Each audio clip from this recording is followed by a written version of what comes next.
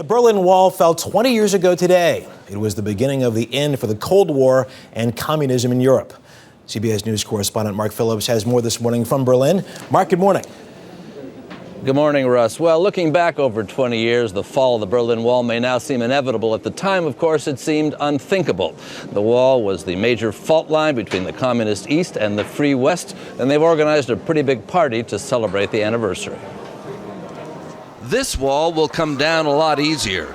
Huge dominoes decorated by school children have been set up where the Berlin Wall used to be. They'll be knocked over 20 years to the hour after the real wall was finally breached. They've attracted large crowds, some remembering that heady and shocking time 20 years ago, some who never knew the wall but who are getting a pretty good history lesson. No one had planned what happened that night. Crowds from East Berlin swarmed toward the wall when the then East German government announced it was finally going to lift travel restrictions.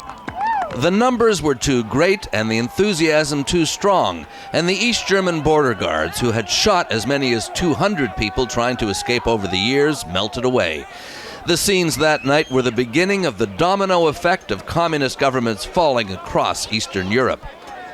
German Chancellor Angela Merkel, herself born in the East, will welcome world leaders to Berlin to commemorate the event. Secretary of State Hillary Clinton is representing the United States. Britain, France, and Russia, the other former occupying powers, will be represented by their heads of government. One night 20 years ago that changed Berlin, Germany, and the world. Russ? Mark Phillips in Berlin. Thank you very much.